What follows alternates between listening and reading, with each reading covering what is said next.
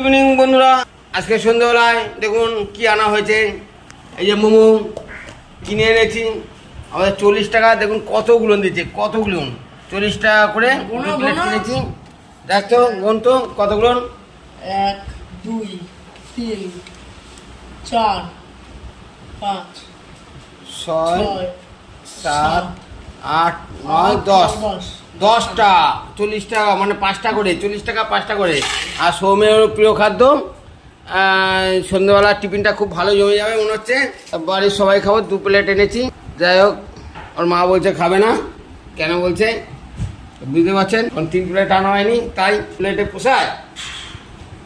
যাই হোক, চলুন আমরা খেতে থাকি কেমন।